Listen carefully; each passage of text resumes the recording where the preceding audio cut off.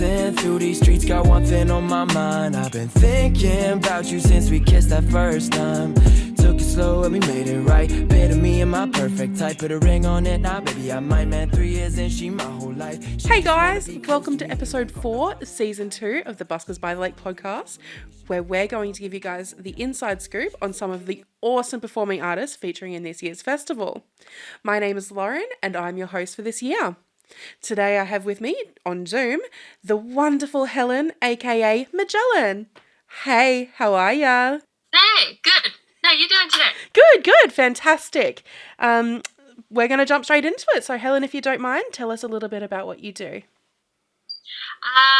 I am a percussive acoustic guitarist, and I guess my whole life since high school has just evolved around guitars and guitar playing and guitar things, and that's pretty much Awesome. So you started out in high school, did you say? I think I found a guitar in my dad's shed when I was in grade 8, and I started teaching myself. And then lovely. I ended up going to uni and studying a Bachelor of Jazz guitar. So Oh wow. at the con. So I was Yeah. That's jazz has a lot of technical skill, isn't it? Like it's not just sort of music, like pop music or anything like that. It's got a lot of really like that technical stuff, isn't it? That's so cool. I love it though, because it's like one of those things where you're never going to know it all, like ever. Yeah, there's just always room to grow and room to move and room to improve. Yeah, that's so cool. Definitely. So how did you get started? I mean, you said you found the guitar and whatever, but what sort of drove you to start learning? I think because I was a pretty shy person in back then. I think I still kind of am, but the guitar felt like a way for me to be able to talk, whereas before I didn't speak very often, really. Bit of an outlet. And so I guess, it was a safe place, and so I actually just loved it. Like I played everything growing up, from like trumpet to drums, bass, violin, piano, like everything. Wow. But I just I don't know what it is about the guitar. It makes sense to me in my brain easier than others do, I guess. And I just like, I don't know, I can lose hours and days just sitting playing guitar, and that's so nice. It's that's how place. you know it's like for you. You can you don't get sick of it. It just comes so natural. Yeah. Definitely not. Amazing. So where do you live now? Well, I'm in a bus at the moment. I live in a bus, and So cool. we used to live in Burleigh Heads, myself and my fiance Courtney, and now we built out a Toyota Coaster ourselves and moved into it in January, and we've got a recording studio in that room behind me there. Oh, that's so cool. Yeah, so we're kind of all over the place. Right now we're in Currumbin though. That's a bit closer, isn't it? Where's Currumbin? Is that Sunshine Coast? I'm not really a local. Gold Coast, right. But, we're coming up to Sunshine Coast in the next couple of weeks, so. Awesome. So being that you're living in a bus, what does practicing and training look like for you? Well, every day I do like half an hour of just scales, and it sounds atrocious and it's incredibly boring and mind numbing, but I can do it while I watch TV and we don't have a TV, but Netflix, and it's just to keep my fingers moving fast. And then, I guess a lot of what I've been doing at the moment is recording my next few singles. So I've been spending a lot of time just in the studio working on my own stuff, which is nice. And writing, I guess. And it's just kind of when I get spare time, because the studio is our other business that I do as well. So it's been pretty busy lately, but when I have time, I'm not structured like I used to be with practice. I used to be like very like regimented. Like I have got to spend like this much time doing this specific thing. Very then rigid. I do this specific thing. Then I do this specific thing. Yeah. And I'm very chilled now. So it's more like, what do I feel like? Fair Which enough. is nice. And that sort of helps you to sort of not fall into a habit of hating what you do, I guess. Like it's not as structured, so you're not like, oh, I dread this part every day. No, just do what you want to do, and I find that helps you get up in the morning, really, doesn't it? Yeah. Yeah. Takes the pressure off, that's for sure. Definitely. I can imagine it would. So, what is like your favorite part about what you do? Not scales, obviously, but No, that's not my favorite. Definitely not. I think I like telling stories, and I don't. It's weird. I actually hate being. I like being on stage, but I hate it. Like it scares the crap out of me. And yes, I get very nervous talking to like just even like it face to face with people, let alone into a microphone on stage to like a room or a crowd of people. It scares the shit out of me. I'm not allowed to say that. Sorry. it's okay. But it's good because I can tell stories and I can connect with people, and that's really what the important thing is. It's the fact that I can like meet people at their level, whatever that might be, and I don't even know what that is, but like I don't need to either, kind of, because I can say something about either my experience or somebody else's in a song, and they're because it's music, it gets straight to the heart of people, and it can kind of like. Yeah, I think it's like I gain access into people's like secret places, and I don't even know, and that's like such a huge privilege, you know. Definitely. I think anyway. So yeah, I can imagine it's so rewarding to have that as well, like especially if you've written a song and it touches someone else. And I think that's the beauty of music. It's so open to like interpretation. So you could be writing about something completely different, but the lyrics, the meaning, the sound of it all just sort of can be applied in so many ways. And so you can really reach into everyone's hearts that way. It's such a unique sort of experience for every person. Yeah, definitely. Definitely. So do you have any like strange or interesting stories or experiences that you can tell us? Lots. Give us like a couple. Specific to music or just whatever. Yeah, like specific to music is probably a great place to start. Yeah. Yeah. I guess yeah. I guess I'll just make a general one, and in the sense of like music before COVID, I suppose. But music was a really good excuse to take me all over the world, and I used to love backpacking, and I still do. Hence why now we kind of live in a bus because that's the closest you can get when everyone's been in lockdown. But I used to pick like a country and be like, I want to go traveling, so I'm just going to book a tour to like Vietnam, and I just go to Vietnam for free and like hang out for a while. Yeah, and I mean it wasn't for free because I was working and I was like playing up and down the country and stuff. But it was so cool, and yeah, I guess that's like. It wasn't like a one experience type thing, but it music creates interesting experiences in that sense. Yeah, definitely. So does that kind of answer the question? Of course it does. Yeah, I mean, it's one of those things that's completely up to your interpretation of it anyway. So what's sort of like your favorite place that you've let music take you? Oh, I've got a few. Vietnam is a favorite. America was amazing. Because it was like every part of the states that I went to is so different. It's like going to another country, but you're not in another country. It's a whole different world, like just between like the east and the west, and then the south, and it's just completely different. Yeah, definitely. And then England, that's another one. And like Ireland, actually, Ireland's really fun. I love Ireland. If it wasn't freezing cold, I'd almost move there, but it's just way too cold, so I'm not going to do that. But what was it about Ireland that you loved? Sorry, that's my dog in the background. If you can hear him. That's okay. He's welcome to give his 2 cents. That's fine. But yeah, I love Ireland because the music is so much a part of the culture there too. It's like you walk into a pub and there's people that just show up and play, and like I think that's one thing Australia doesn't really do very well. We don't really have that as much as what it is over there, you know. Yeah, it's not as much of a culture, like having music sort of, especially singer-songwriter music, I find in like pub settings, you're often getting your cover band on a Friday night, but it's not really the same thing. You can't just pop down on a Wednesday and hear a local artist smash out some bangers, but you know what I mean? So it's definitely, I think, a culture that Australia could thrive on. Yes. Definitely. Yes, it should definitely make its way here at some point, I hope. Maybe. That's it. So what sort of memorable like responses have you had to your work?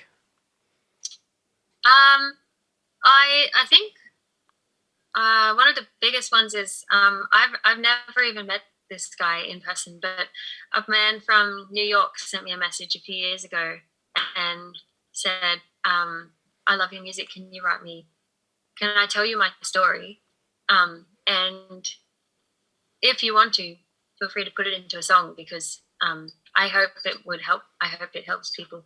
And for him, he'd been through a period of drug and alcohol abuse and then come out the other side of that through like a lot of help from his friends and family, and like obviously a lot of work from himself as well. And then like he was now like a few years down the track from all that, and he was kind of he was playing music himself now, and by that point, and like had his life back on the path that he wanted it to go on, not the one that he kind of just fell into. And so yeah, that one I like. I think that was quite a nice and humbling thing to happen from my perspective, because like that he just literally like wrote me this massive email that told me like all of these biggest things that he was like like you wouldn't normally just like tell that to someone, you know. And then I since I've played it to people all over the place, and there's always someone that like you can tell from my perspective, I can see who connects with certain songs, and you can kind of tell like because I try to tell the stories behind the songs that I'm singing too, and why I'm saying what I'm saying. Give some context. And there's always someone that kind of connects and is like, oh yeah, that's kind of like I needed that, or that's kind of inspiring. And and to have the opportunity to tell that from not my perspective, but even somebody else's, that's like that's really humbling. Humbling, yeah, definitely, and so rewarding, I imagine, as well, just to sort of see how it touches people. Yeah, definitely. So changing like slightly, who or what are your biggest influences or inspirations? So obviously you get stories from other people and you let that influence you, but what influenced you growing up and what influences you now? Harry Potter growing up. Oh, me too. I have a Harry Potter tattoo and everything. Big fan. That's the first thing I thought.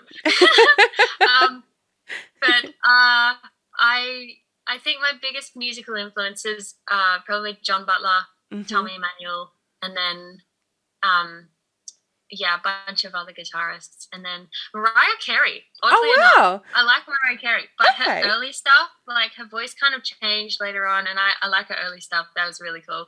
And then I'm so random. It's super random. Can you do the whistle tone? Yeah, because then there's like I used to play in metal bands, and Red Hot Chili Peppers. Freaking love the Chili Peppers. Yes. Yeah. You can't go wrong with the Chili Peppers, can you? Oh, yeah. Classic. Absolutely not. And then I went through a huge Incubus phase, and then like whilst also listening to Mariah Carey, and she's just the constant through all of these. The most random, but a constant anyway. But mostly probably John Butler and Tommy Emmanuel. They're the big ones. Lovely.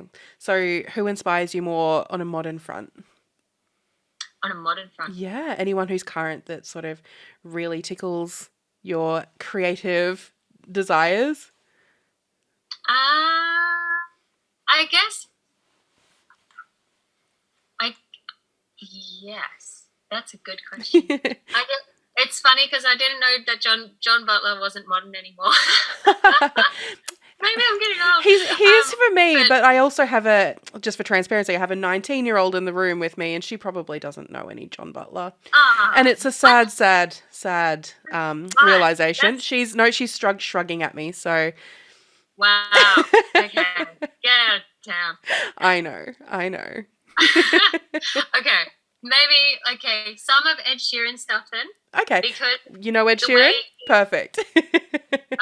If she didn't know Ed Sheeran, I'd have to be like, come on, you live under a rock. Like, really. Definitely.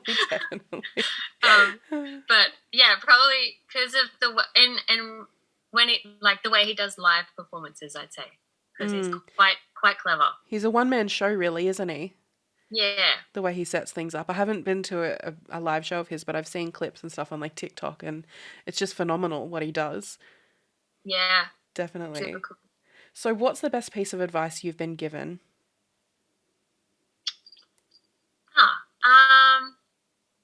Best piece of advice I've been given.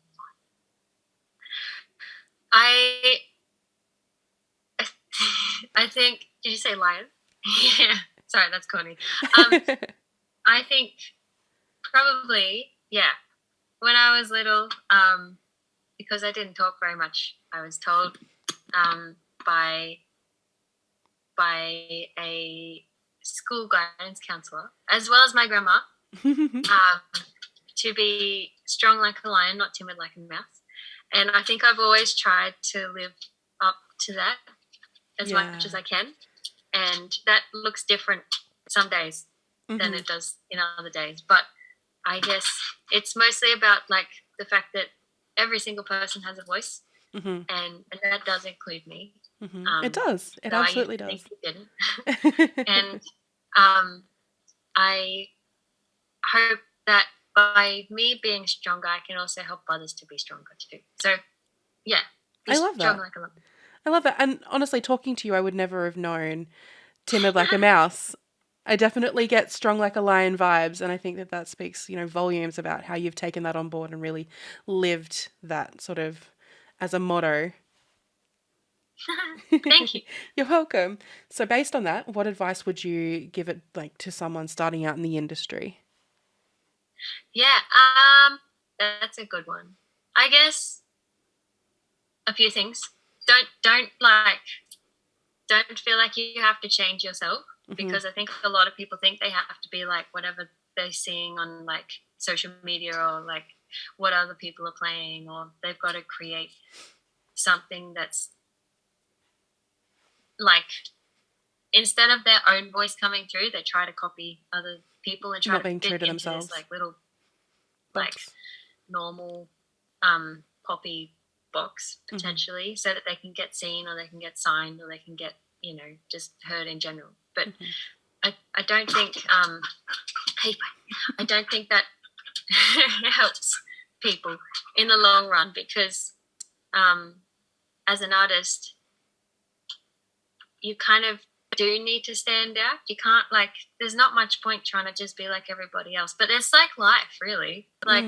I think music is a big reflection of just life in general, because if you try to be like everybody else and blend in, you kind of end up being that person that looks weird.